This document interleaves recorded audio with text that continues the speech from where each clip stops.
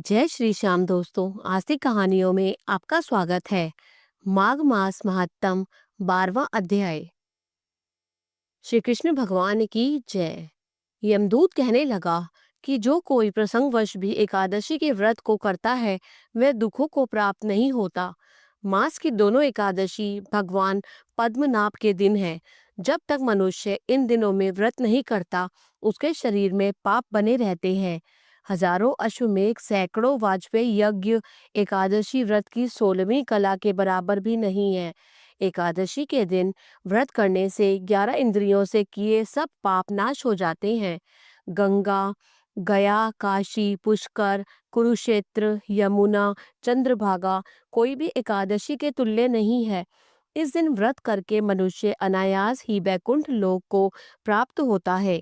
एकादशी को व्रत और रात्रि को जागरण करने से माता पिता और स्त्री के कुल की 10-10 पीढ़ियां उद्धार पाती हैं और वह पीताम्बरधारी होकर भगवान के निकट रहते हैं।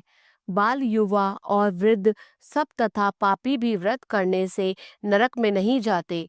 यमदूत कहता है, हे वैश्य, मैं तुम में से नरक से बचने के धर्म कहता हूँ। मन का और वचन से प्राणी मात्र का द्रोह न करना, इंद्रियों को वश में रखना, दान देना, भगवान की सेवा करना, नियम पूर्वक वर्णाश्रम धर्म का पालन करना, इन कर्मों के करने से मनुष्य नरक से बचा रहता है। स्वर्ग प्राप्त करने की इच्छा से मनुष्य गरीब भी हो तो भी जूता, छतरी, अन्न, धन, जल कुछ न कुछ दान देता रहे। दान देने वाला मनुष्य कभी भी यम की यातना को नहीं भोगता तथा दीर्घायु और धनी होता है। बहुत कहने से क्या, अधर्म से ही मनुष्य बुरी गति को प्राप्त होता है। मनुष्य सदैव धर्म के कार्यों से ही स्वर्ग प्राप्त कर सकता है। इसीलिए बाल्यावस्था से ही धर्म के कार्यों का अभ्यास करना चाहिए। श्री कृष्ण भगवान की जय। 13वां अध्याय। विकुंडल कहने लगा कि तुम्हारे वचनों से मेरा चित्त अति प्रसन्न हुआ है, क्योंकि सज्जनों के वचन सदैव गंगा जल के सदृश पापों का नाश करने वाले होते हैं। उपकार करना तथा प्रिय बोलना सज्जनों का स्वभाव ही होता है, जैसे अमृत मंडल चंद्रमा को भी ठंडा कर देता है। अब कृपा करके यह भी बताइए कि किस प्रकार मेरे भाई का भी नरक से उद्धार हो सकता है। तब दूत कुछ देर ज्ञान दृष्टि से विचार कर मित्रता रूपी रस्से से बंधा हुआ बोला कि हे वैश्य, यदि तुम अपने भाई के लिए स्वर्ग की कामना करते हो तो जल्दी ही अपने 8 जन्म के पुण्य फल को उसके निमित्त अर्पण कर दो। तब विकुंडल ने कहा कि हे दूत, वह पुण्य क्या है और मैंने कौन से जन्म में और कैसे किया, सो सब बताओ, फिर मैं अपना पुण्य अपने भाई को दे दूंगा। दूत कहने लगा कि हे वैश्य, सुनो, मैं तुम्हारे पुण्य की सब कथा कहता हूँ। पूर्व समय में मधुवन में शाल्की नाम का एक ऋषि था। वह बड़ा तपेश्वरी, ब्रह्मा के समान तेज वाला, नवग्रह की तरह किसी स्त्री रेवती के 9 पुत्र थे, जिनके नाम ध्रुव, शशि, बुध, तार, ज्योतिमान थे। इन पांचों ने गृहस्थाश्रम धारण किया तथा निर्मोह, जीतमाय, ध्याननिष्ठ और गुण तग यह चारों संन्यास ग्रहण कर वन में रहने लगे। यह शिखा सूत्र से रहित पत्थर और सोने को समान समझते थे। जो कोई अच्छा या बुरा उनको अन्न देता वही खा लेते और कोई कैसा ही कपड़ा दे देता उसको पहन लेते।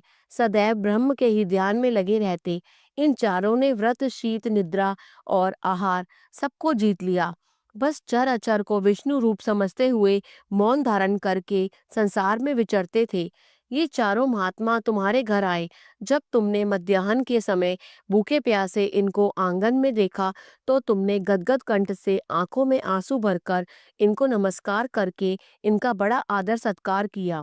इनके चरणों को धोकर बड़े प्रेम से तुम इनसे कहने लगे कि आज मेरे अहोभाग्य है, आज मेरा जन्म सफल हुआ, मुझ पर भगवान प्रसन्न हुए, मैं सनाथ हुआ, मेरे माता पिता, पत्नी, पुत्र, गऊ आदि सभी धन्य है जो आज मैंने हरि के सदृश आपके दर्शन किए। सो हे वैश्य, इस प्रकार तुमने श्रद्धा से उनका पूजन किया और चरण धोकर जल को मस्तक से लगाया। फिर विधि पूर्वक इनका पूजन करके तुमने इन सन्यासियों को भोजन कराया। इन सन्यासियों ने भोजन करके रात को तुम्हारे घर में विश्राम किया और ब्रह्मा के ध्यान में लीन हो गए। इन सन्यासियों के सत्कार से जो पुण्य तुमको मिला, सो मैं भी कहने में असमर्थ हूँ, क्योंकि सब भूतों में प्राणी श्रेष्ठ है। प्राणियों में बुद्धि वाले, बुद्धि वालों में मनुष्य, मनुष्यों में ब्राह्मण, विद्वानों में पुण्यात्मा और पुण्यात्माओं में ब्रह्म ज्ञानी सर्वश्रेष्ठ है। ऐसों की ही संगति में बड़े बड़े पाप नष्ट हो जाते हैं। ये पुण्य तुमने अपने पहले 8वें जन्म में किया था। सो यदि तुम अपने भाई को नरक से मुक्त कराना चाहते हो तो यह पुण्य दे दो। सो दूत के ऐसे वचन सुनकर उसने प्रसन्नचित्त से अपना पुण्य अपने भाई कुंडल को दे दिया और वह नरक से मुक्त हो गया और दोनों भाई देवताओं से पूजित किए गए। तब दूत अपने स्थान को चला गया। इस प्रकार वैश्य के पुत्र विकुंडल ने अपना पुण्य देकर अपने भाई को नरक की यातना से छुड़वाया। सो हे राजन, जो कोई इस इतिहास को पढ़ता या सुनता है वह 1000 गौ दान का फल प्राप्त करता है। बोलो श्री कृष्ण भगवान ने की जय। अगर आपको माघ मास महात्म का अध्याय अच्छा लगा तो कृपया करके इसे लाइक कीजिए और अधिक से अधिक शेयर कीजिए। जय श्री श्याम।